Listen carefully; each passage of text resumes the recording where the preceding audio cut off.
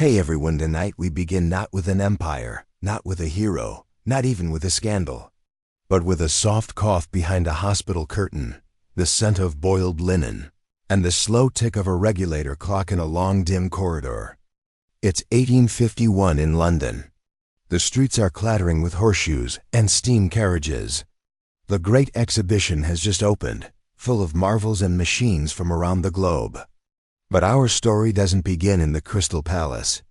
It begins in a quieter place, the charity ward of a hospital, where a physician noticed something strange. A girl, pale and too still, was making noise, two separate heartbeats, one just a breath behind the other. So before we dive in, take a moment to like the video and subscribe, but only if this kind of gentle storytelling helps you unwind. Let me know in the comments where you're listening from and what time it is in your part of the world. Now, settle in, turn the volume low, dim the lights, and let's sink into the strange quiet of a 19th century hospital, where hearts could whisper secrets doctors still don't fully understand. It was late spring when she arrived. Her name, as far as records show, was Margaret Eliza Croft, though the hospital registrar spelled it Croft. Spelling in those days was still more art than science. Margaret was 15, perhaps 16, a girl described as unremarkably small in frame, though alert of eye. She had been brought in by her aunt, a laundress, who claimed Margaret had fainted twice during errands and now complained of a tightness in the chest. These weren't rare complaints in Victorian London. Between coal smoke, corsets, and untreated infections, there was always someone coughing in a hallway. But Margaret's pulse did not match her breath. That, the doctor noted, was unusual.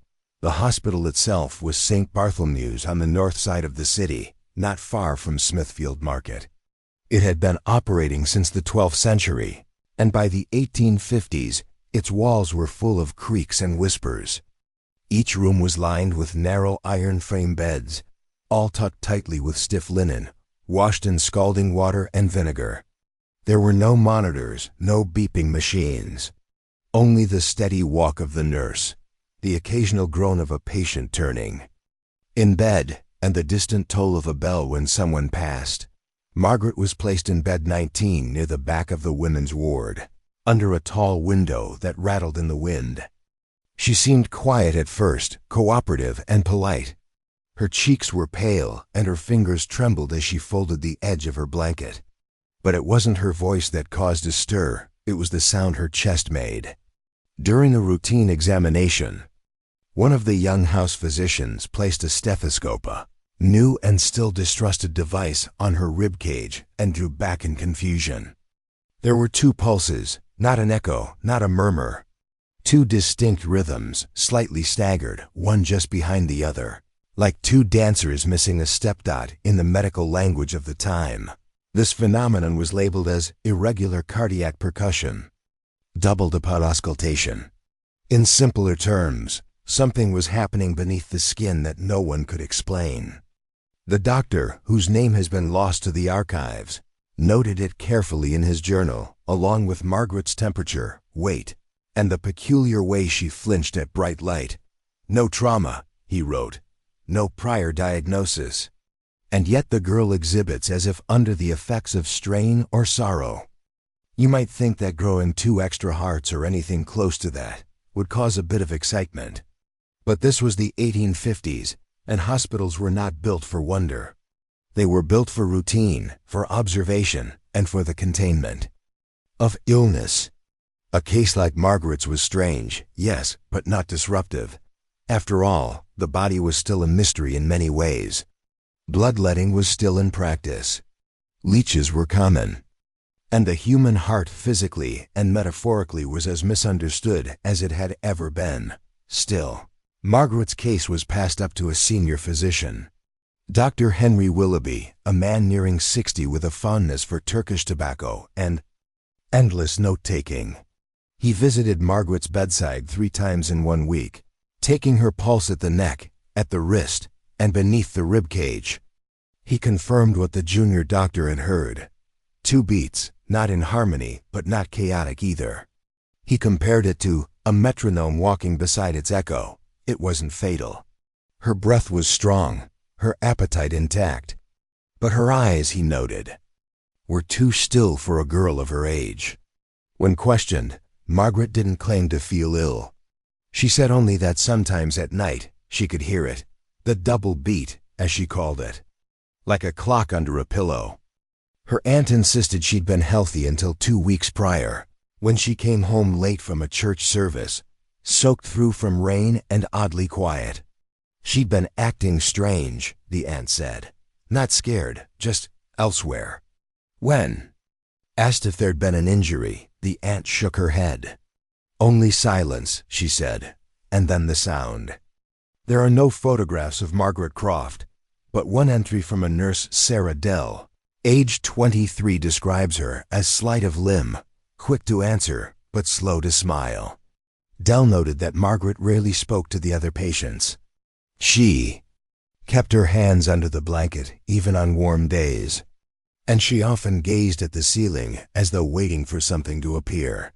It was not sadness, the nurse wrote, but rather a kind of still waiting, like the pause between notes in a hymn. As the days passed, Margaret did not worsen, but neither did she improve. The doctors decided not to discharge her, partly out of curiosity and partly because the hospital was never in a hurry to return a patient without certainty. She was given mild tonics, mostly herbal infusions, and a daily walk through the covered courtyard. Occasionally, medical students would be brought in to listen to her chest. It became, one record notes, a small curiosity among them. Staff passed quietly like a riddle. Some whispered that she had been touched by spirits. Others said it was a trick of the ear, or an echo of a twin lost in the womb. The term cardiac echo doubling appeared briefly in the Journal of the Royal Society, though it never caught on. No second heart was ever found. X-rays did not exist yet, and surgery of that sort was unthinkable. They could only listen. And Margaret, always quiet, did not resist. She seemed, in fact, slightly amused by the attention, like someone who knows something they aren't telling. By the end of the 3rd week, Margaret was allowed to sit outside on the hospital lawn in the early afternoons. A nurse accompanied her, and a small brass bell was given in case of faintness. But she never rang it. She sat in the sun, hands folded, eyes half shut, and listened. Whether to the wind, or the birds, or to her own twin heartbeat, no one could say. One physician remarked, "She seems to exist in 2 rhythms at once, one visible, one felt." Then, without warning, the sound stopped. On a Thursday morning, during a routine check, the doctor leaned in and paused.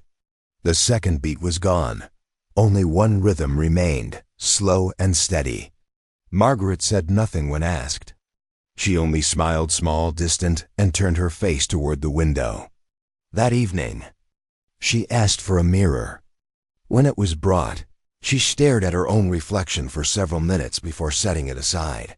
The next morning she was gone. Not dead, just gone. Her bed was empty. The staff searched the courtyard, the chapel, even the laundry. But there was no sign of her. Her clothing remained folded at the foot of the bed. The bell had been left untouched. A window had been opened, but it was too small for escape. In the logbook, the nurse simply wrote, "Disappeared. 3:15 a.m. vanished without incident." There was no investigation. The hospital had other patients, other pulses to monitor. Margaret became a footnote in 2 physicians' journals, a minor case study in a century full of unsolved curiosities. But for those who had heard it, the sound stayed with them. 2 heartbeats, out of sync but steady. Like a story almost told. Like a present still half here. And so we begin with Margaret, not because she changed the world, but because she reminds us that history is full of quiet mysteries. That not everything leaves a trace. That some chapters end not with a conclusion, but with a silence gently closing the page. But what really happened to Margaret Croft? Was her second heartbeat real? Was it ever truly gone? And where do people go when they vanish without explanation? When someone disappears from a hospital bed, in the middle of the night, it usually sparks a flurry of questions, reports, and rumors. But in the case of Margaret Eliza Croft or Croft, depending on which page you believe, her absence was greeted not with panic, but with a curious kind of relief. Perhaps it was the times. London in 1851 was loud, filthy, and crowded with stories more pressing than a vanished girl who made strange noises in her chest. Or perhaps it was because the physicians had never really known what to do with her in the first place.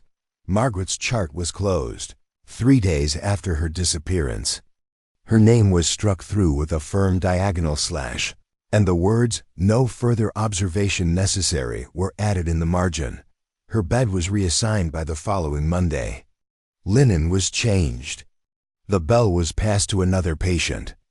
And just like that, she faded into the background hum of history where so many strains go, when no one feels like explaining them. But one thing remained.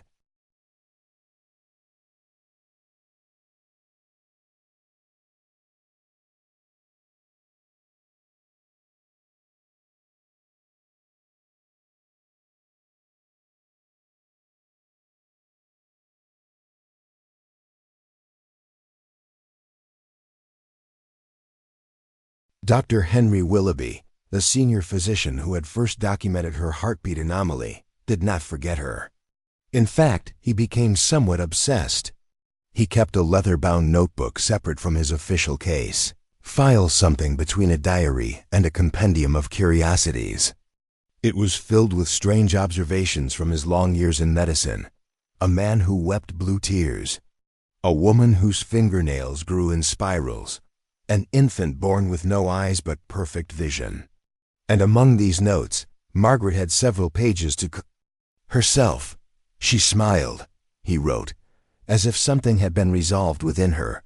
I do not know what she believed herself to be. I do not know where she believed she was going. But I am convinced that she left of her own choosing. Whether by foot or by fading, I cannot say. The idea of someone simply fading was not uncommon in Victorian thinking. Spiritualism was rising in popularity. Seances were taking place in parlors across the city, and public fascination with the invisible world was growing. Ghost stories were published in penny papers. Mediums advertised in shop windows. And the line between body and spirit was at least to many permeable. Willoughby, for his part, was not a spiritualist. He considered himself a man of science, though he admitted privately that science had limits. In one letter to a colleague, he described Margaret as an example of bodily expression exceeding known anatomy. He speculated that the dual heartbeats might have been the result of a parasitic twin, though there was no evidence of one. In another note, he considered that she might have had a rare form of cardiac echo caused by an unusually structured thoracic cavity. Again, he had no proof. What he did have were sleepless nights and a growing belief that Margaret had been the beginning of something he couldn't name. Months passed. The summer of 1851 drew on. The Crystal Palace in Hyde Park attracted millions, its glass and iron stretching toward the clouds like a dream of the future. The streets outside grew louder, busier. Steam engines hissed and clanked. Markets bustled. And in the quieter corners of the city, St. Bartholomew's Hospital returned to its rhythm of birth, illness, healing, and death. But Margaret's case didn't stay buried for long. One autumn afternoon, a letter arrived at the hospital addressed to Dr. Henry Willoughby concerning bed 19. It had no return address. Inside was a single sheet of thick cream paper, folded twice. In careful script, it read, "The rhythm has changed, but the silence remains." Willoughby stared at it for a long time. The paper smelled faintly of lavender. He kept it in. The same notebook tucked beneath his notes on her pulse, and the peculiar window measurements from her ward. He didn't show it to anyone. You might wonder why no formal inquiry was made, why no constables were sent to search for her. Why no newspaper article carried her name? The answer, mostly, is that girls like Margaret were easy to forget. She had no estate, no father to demand justice, no wealth, no scandal attached to her story. She was like so many others in that era, simply unclaimed, but she did leave echoes, small ones. In the winter of that same year, a woman named Agnes Barker checked into a convalescent home in Leeds with similar symptoms: tightness of breath, fainting spells, and what the attending nurse described as a doubled rhythm beneath the ribs. When a doctor tried to examine her, she laughed and said, "Don't bother, it'll be gone by sunrise." The next day, she was well. Her heartbeat was normal. She left the clinic without explanation. 2 months later, in Devon, a boy of 10 was brought to a parish infirmary after collapsing in the field. His pulse, according to the midwife, was like 2 hands clapping out of time. The attending physician attempted to chart the rhythm, but could not replicate the sound a second time. By morning, the boy had no memory of it. "It was like a song I forgot as I woke up," he said. These incidents were rare, scattered across the map, often undocumented or dismissed, but for Dr. Willoughby, they became a pattern. He began writing letters to other hospitals, to medical societies, to rural clinics, asking if they had ever encountered biphasic cardiac rhythms, with no anatomical doubling. Most ignored him. A few replied politely, but with no helpful information. One doctor in Edinburgh wrote, "If the girl had 2 hearts, sir, I dare say she would have needed 2 stomachs. I cannot entertain such stories." In the spring of 1852, nearly a year after Margaret's disappearance, Willoughby traveled to an isolated village near Dorset, following a rumor of a woman who had given birth to twins, one living, one made entirely of shadow. The story was, predictably, folklore. The midwife laughed when asked about it. "Oh, we say things like that to explain a baby born too early or too still," she said. "It gives the grief a shape." Still, Willoughby took notes. By the time he returned to London, he was a man more haunted than hopeful. His medical work suffered. He was passed over for a promotion. His colleagues began calling him "Double Doctor" behind his back. And still, he returned each evening to his notes, to the faint beat of something he couldn't quite name. Not delusion, not madness, just unfinishedness. That summer, he received a second letter. Not every silence is empty. Some are full of waiting. This time the paper was darker, almost gray. No scent. The handwriting had changed, slightly more hurried, less precise, but still unmistakably hers. He began to wonder, had Margaret written these from afar? Or were they planted somewhere closer, perhaps within the hospital walls? Had someone else been watching?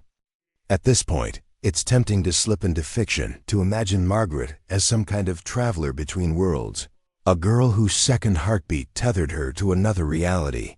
But the purpose of this series is not to entertain fantasy. It's to linger in the quiet spaces of real history, where strangeness exists without the need for explanation. And this was real.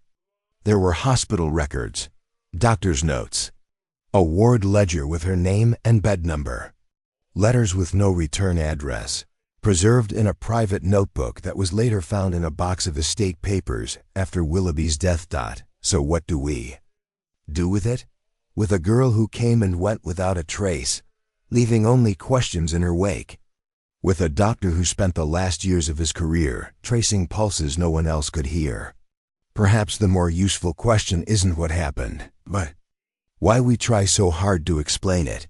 Why does a doubled heartbeat capture our attention more than 1,000 normal ones? Why does a disappearance seem more profound than a recovery? And why, in the end, do we find ourselves searching for meaning in the margins of the archive, long after the ink has faded? In 1856, Dr. Henry Willoughby passed away quietly in his home. His notebook was discovered among his effects, along with both of Margaret's letters. He left no will, no heirs. Just a small note at the front of the book that read, Listen carefully. Not every rhythm is made to be measured. Margaret Eliza Croft was never seen again. Her name was never listed among the dead or the missing. She did not make headlines, but her story and her silence continued to echo in the quiet hearts of those who listened too closely. And even now, when doctors place their stethoscopes over a rib cage and pause just for a second, some say, you can still hear it. The faint, almost imperceptible second beat. But what if Margaret didn't disappear? What if she was simply waiting for the rest of us to catch up? What if her rhythm was never meant to be understood, but simply noticed? By the mid-1860s, the case of Margaret Eliza Croft had faded into obscurity. Her chart was lost during a reorganization of St. Bartholomew's records. Her name was misspelled, misfiled, and eventually forgotten by all but one or two of the senior staff who had been there during that quiet spring of 1851. Dr. Henry Willoughby's notes, stored in a modest box after his death, remained sealed. For nearly 50 years in the back of a storage closet at the Royal College of Physicians. No one opened them until 1904, the young medical historian who discovered them. A Dr. Clara Little had been researching early stethoscopic anomalies instances, where sounds recorded by physicians didn't match expected anatomical structures. She was drawn to the Willoughby box by its label, irregular pulsations, unexplained. What she found inside was a careful web of notes, sketches, and letters, each pointing towards something doctors of the era had quietly tiptoed around, the limits of their listening. Among the most notable pages was a detailed sketch Willoughby had drawn of Margaret's chest, specifically the area where the second beat was most clearly heard. He had diagrammed the ribcage with dotted lines for sound flow, something few physicians had attempted at the time. Clara noticed something peculiar. The position of the second beat seemed anatomically impossible. It overlapped the stomach line, just beneath the lower left ribs, closer to the diaphragm than the heart. Not a true second heart. Not even a full organ. Just sound. Modern medicine has a name for such things now. Cardiac pseudodoubling. It occurs rarely, usually when a sound from one part of the body resonates through a cavity in another. Sometimes it's caused by air in the abdomen or a duplication of tissue, harmless, and usually temporary. But in the 1850s, it had no name. No explanation. Just a girl with two rhythms and no reason.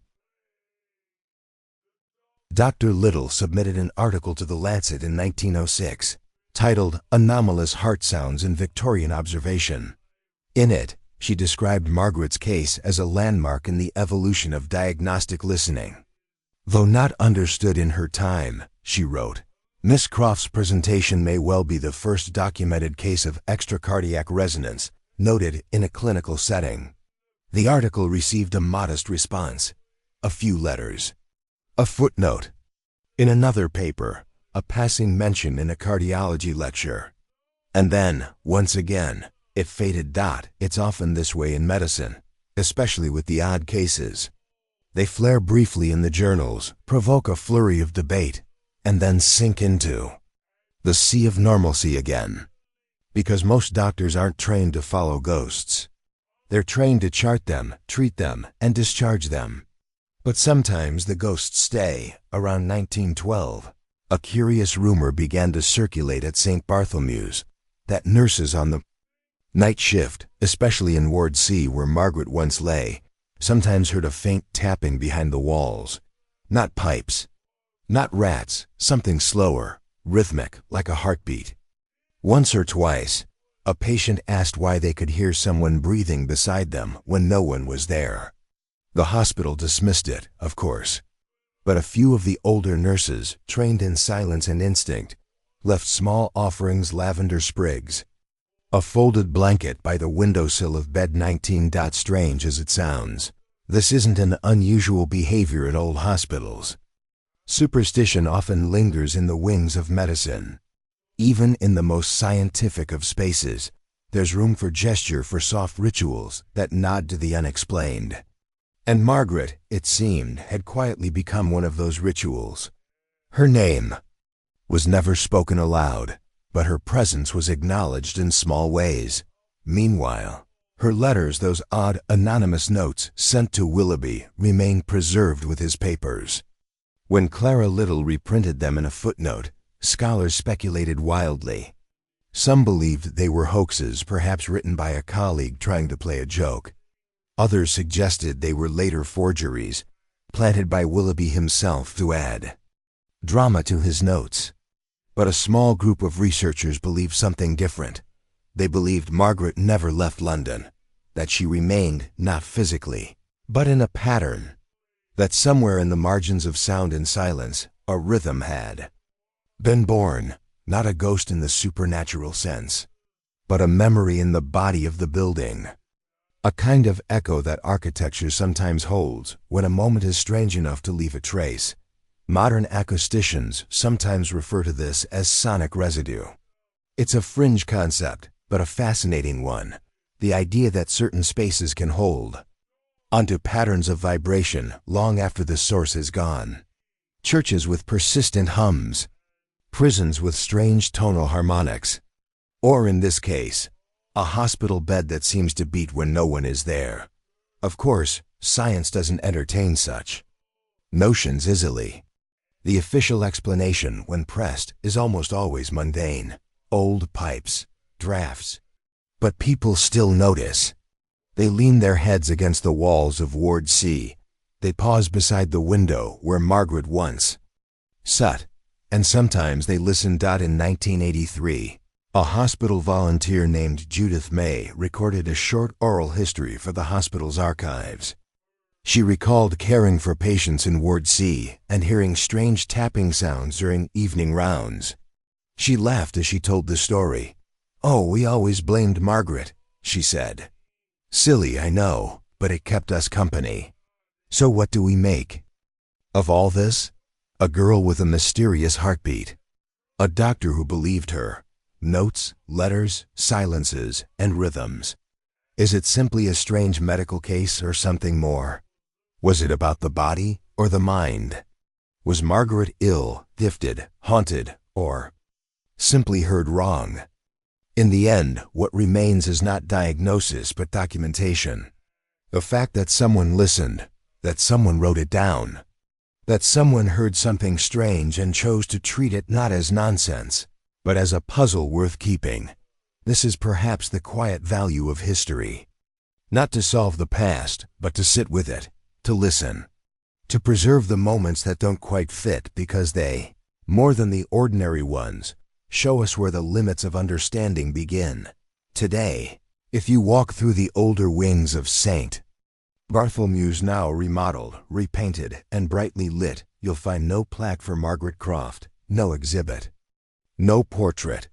But if you ask the right nurse or visit during the quietest part of the night, you might still feel something. A pause in the air, strange double beat beneath the silence, and you might ask yourself, what do our bodies remember that our minds forget?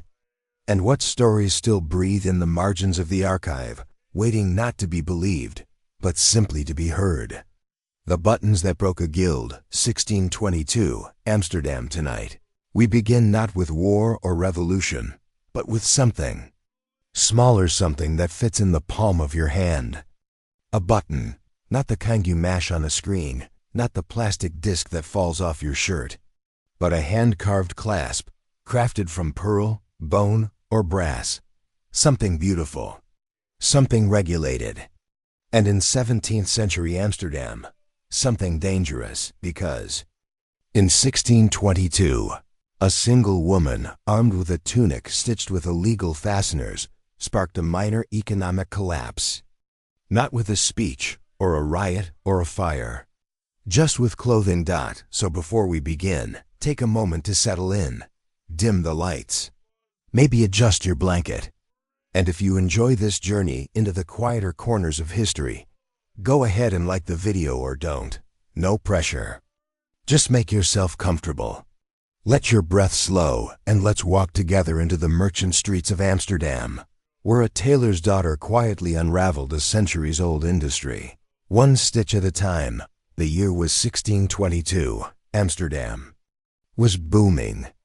Canals sliced through the city like elegant handwriting, carrying trade from every corner of the known world. Ships from Java and West Africa docked beside barrels of spices, crates of porcelain, and bolts of fabric. It was a time of commerce, expansion, and almost obsessive regulation. Because beneath the perfume of wealth lay something more brittle: control.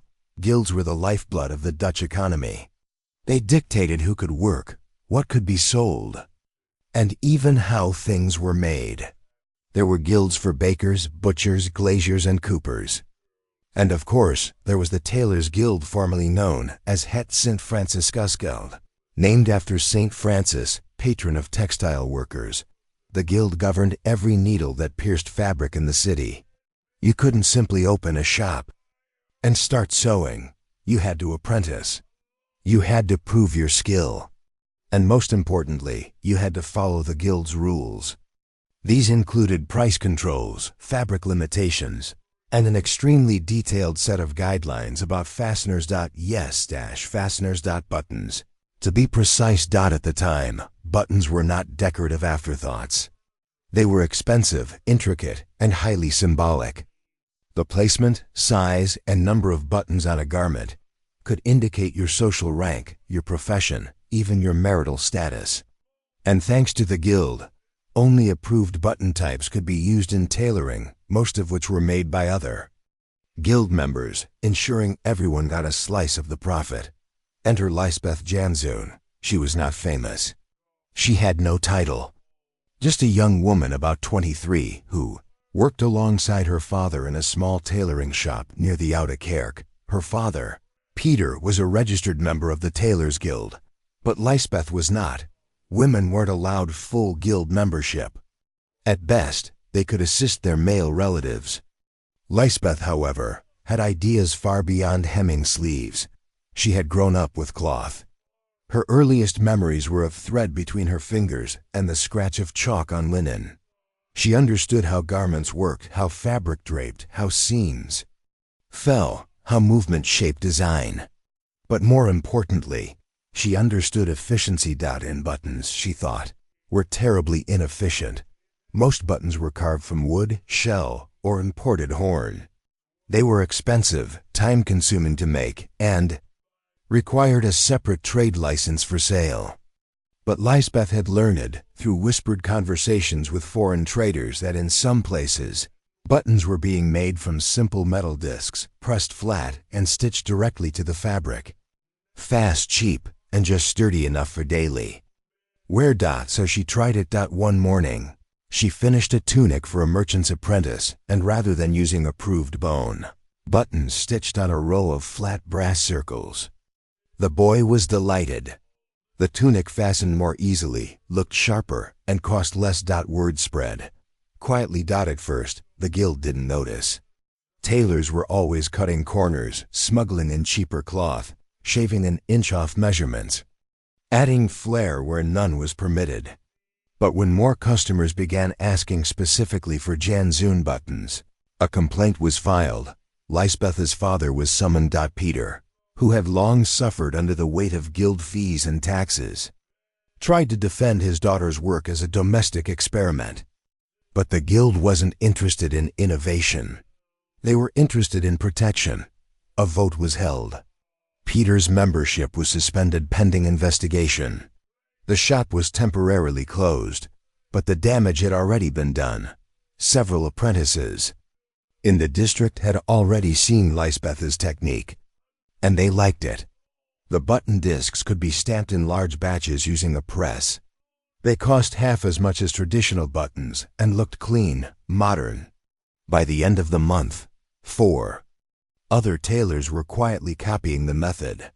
Within 2 months, the practice had spread beyond the city.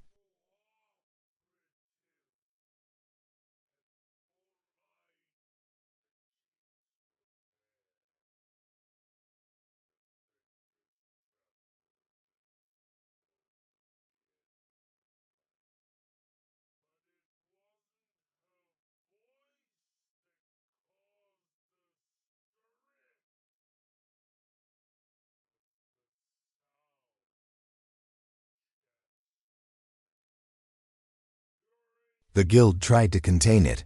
They fined members. They issued warnings. They banned all unauthorized fasteners. But enforcement was difficult. Customers preferred the new buttons. They were cheaper, faster, and thanks to Lisbeth's minimalist design-fashionable. What had started as one quiet act of sewing had become a market disruption. By the end of 1623, the official button makers guild had reported a 40% drop in income. Carvers of shell and horn were struggling. Importers of fine toggles from Italy began raising complaints. The economy, delicately balanced on a network of guilds, was suddenly wobbling because a young woman had sewn a brass disc onto a collar. Lisbeth, meanwhile, remained mostly silent. She did not write letters. She did not publish a manifesto. She did not stage a protest. She simply kept sewing. And her clients kept returning. Eventually, the guild offered a compromise. They created a new classification, the mechanized clasp, which allowed certain types of flat fasteners under strict guidelines. Peter's license was reinstated. But Lisbeth still wasn't allowed to join the guild. Instead, she did something more clever. She opened a button shop. Technically, it wasn't tailoring. She sold only fasteners, handmade, flat brass buttons, available in bulk. She labeled them merchants' closures to avoid legal trouble. And within a year, they were being shipped to Rotterdam, The Hague, even Paris. Her design, practical, simple, nearly invisible, would go on to influence fastener production for over a century. Though she never received formal credit, modern clothing historians often cite Dutch flat discs in texts about early industrialized garment closures. Lisbeth, they say, was one of the first disruptors of textile tradition, not with rebellion, but with a quiet act of sewing that made more sense than the system it broke. But what does it mean when a small act like changing a button ripples into economic unrest? Why did guilds fear her so much? And how do control, creativity, and gender quietly clash in the spaces between seams? Guilds are slow to change by design. They exist to preserve tradition, to regulate craft, and to ensure that trade knowledge is passed on carefully, not cheaply. But in 17th century Amsterdam, that caution had become rigidity. So when Lisbeth Janzoen quietly introduced her flat brass fasteners into the bloodstream of the city's clothing trade, she didn't just save merchants a few coins. She broke a rhythm centuries in the making.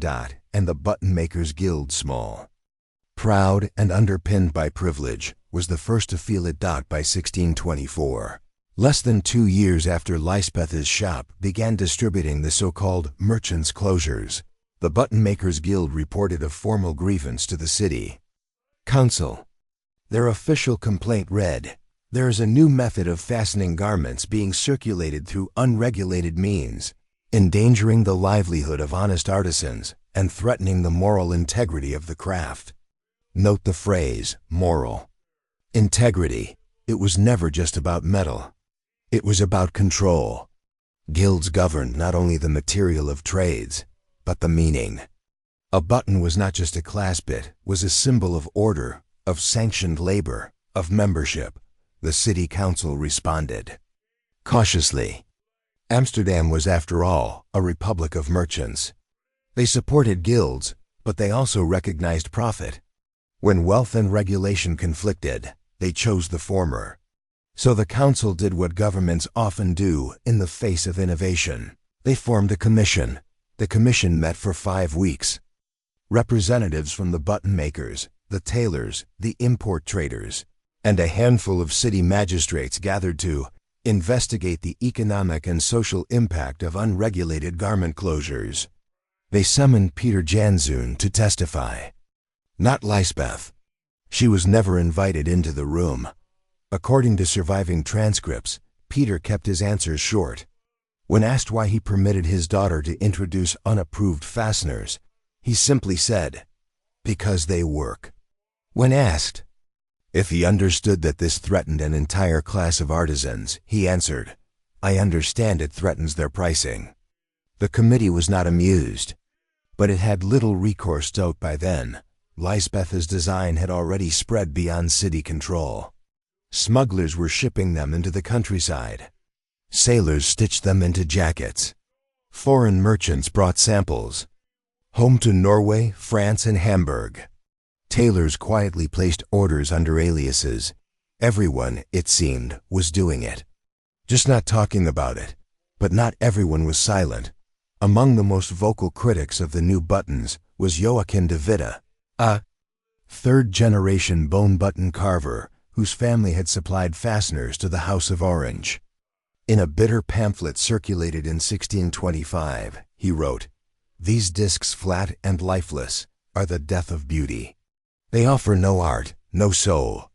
They are the coughing of a machine where once there was song." He wasn't entirely wrong. Traditional. Buttons were miniature works of art.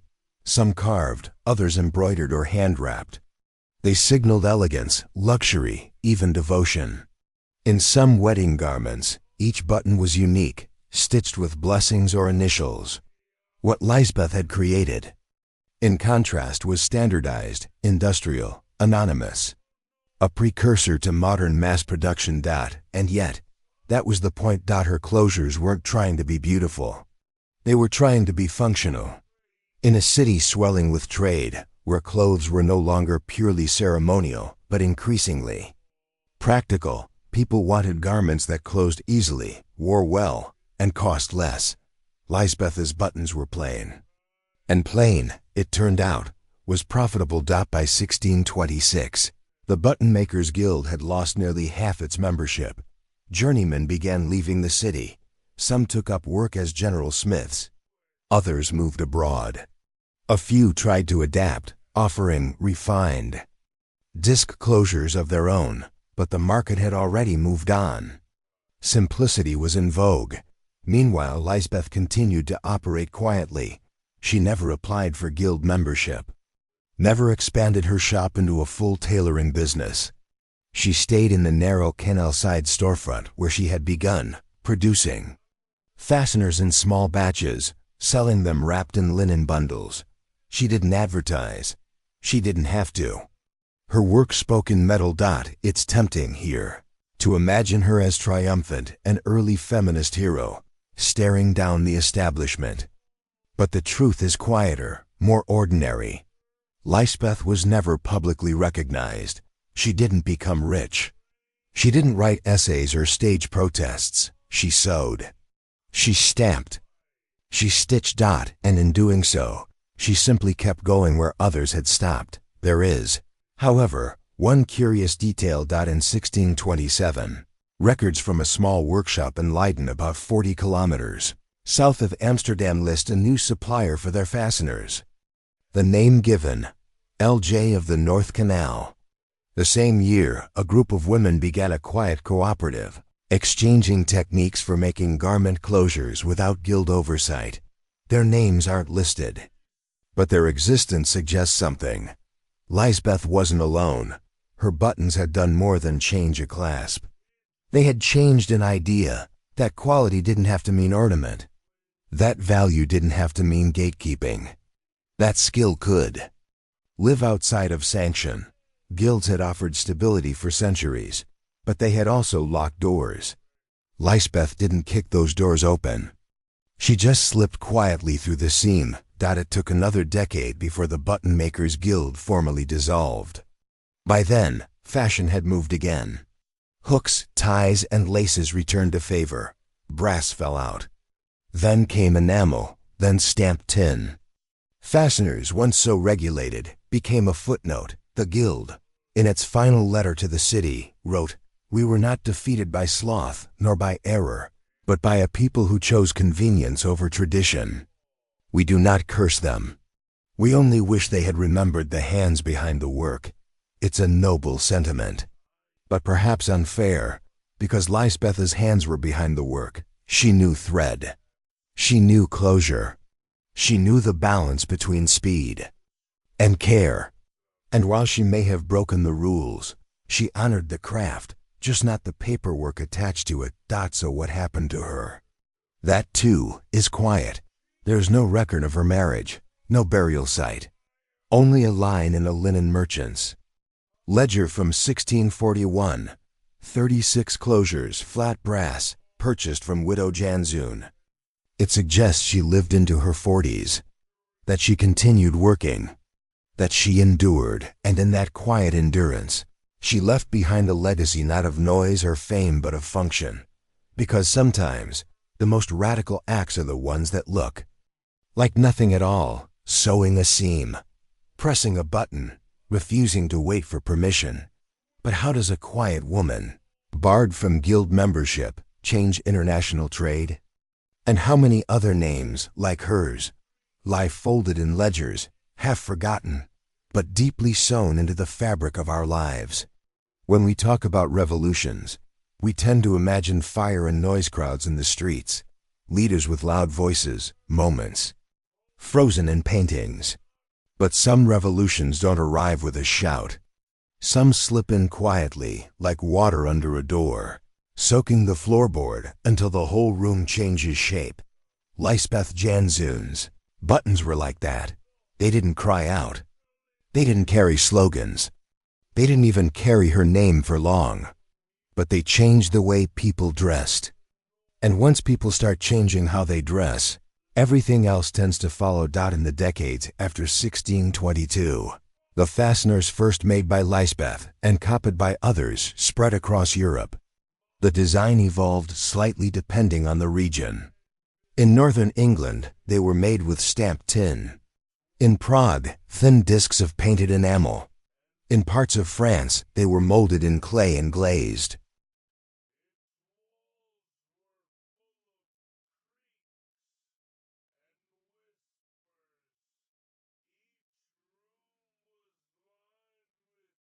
But the shape remained the same, flat, round, simple. No flourish, no carving. Just a disc with holes, economical, reliable. By 1660, they were so common they no longer required documentation. They became part of the background like thread, like lace, like the folded corners of a well-worn pattern. Tailors called them workday buttons. They were never considered luxurious. And yet, they were sewn into everything from servants' smocks to merchants' coats. It's strange how quickly something disruptive becomes invisible. Within a generation, people forgot that buttons had once required a license, that there had been approved sizes, approved makers, that the shape of a clasp could once determine your standing in a marketplace. And somewhere in Amsterdam, Lisbeth, whether still alive or recently passed, became less of a person and more of a rumor. By the early 18th century, several sewing manuals listed Janzoon fastenings as a known variation of the disc-style closure, but none mentioned her first name. Some assumed Janzoon was a man. Others believed it referred to a region or a shop. Her name had survived, but her story had not. This isn't unusual. History often keeps the product and forgets the hand that made it. We remember the invention, but not the hours it took to tinker, to test, to fail quietly until something useful emerged. And Lisbeth, who had never sought fame, was particularly easy to overlook. She never claimed her innovation in court. She never fought for recognition. She just made something better and let it go. And yet, her influence kept moving. By the mid-1700s, English manufacturers had begun developing machines to mass-produce buttons. Early designs were still flat discs, remarkably close to Lisbeth's original style. Later, they added ridges, pressed patterns, even tin coverings. But the base was still hers. Simple, stitched, circular. In America, buttons were often handmade in cottages until machines took over. And even then, many followed the pattern that had traveled silently from the canals of Amsterdam, tucked inside a bolt of cloth or the lining of a merchant's vest. The story comes full circle in the 1800s. During the Industrial Revolution, when buttons were among the first clothing components to be fully mechanized, factories produced thousands a day, identical, efficient, functional. By then, nobody asked where the design came from. It was just a button. but there are hints in the archives of the British Museum. A sample book from a Dutch trading company lists flat Amsterdam closures under 17th century exports. In a 1692 inventory of a merchant widow's estate in Utrecht, an item is noted, 72 closures of LJ make. And in a small textile museum outside Leiden, a display includes an unlabeled tunic fragment with 3 flat brass buttons sewn in a straight line, too plain to be decorative, too early to be factory made. A note beneath it reads simply, "Maker unknown." Circa 1625. And so she lingers, not in bronze statues or street names, but in the most ordinary gesture, fastening your clothes. Every time you button your shirt without thinking, every time a child learns to close their jacket, every time a tailor finishes a seam with a circular clasp, they're participating in a small, quiet legacy. A legacy shaped not by violence or rebellion, but by utility, by someone who saw how things could be simpler, and made it so it's worth asking, how? Many other innovations began this way. A woman adjusting a hem, a man trimming a handle, a child twisting a lid. The moment of thought that says, why not this way instead? Most of them were never written down. Most of them, like Lisbeth's, are folded into the fabric of daily life, almost impossible to separate from what came next, but they matter, because they remind us that change doesn't always need noise, that quiet people can shift entire systems, that doing something differently, something better doesn't require permission. Lisbeth's story, as faint as it is, survives because someone took notice. A merchant logged a name. A tailor copied a pattern. A historian, centuries later, found a line in a forgotten ledger. The thread was fragile, but it held so the next time you fasten a button, especially one small, flat, and ordinary, pause for just a second, and remember the woman behind the shop window stitching brass into cloth, knowing full well it was against the rules. She didn't shout she didn't march she sewed and with each stitch, she changed the way we get dressed. But how many other hands made the world we live in silently, invisibly, without ever leaving their name? And what parts of our lives are built on quiet revolutions we'll never know.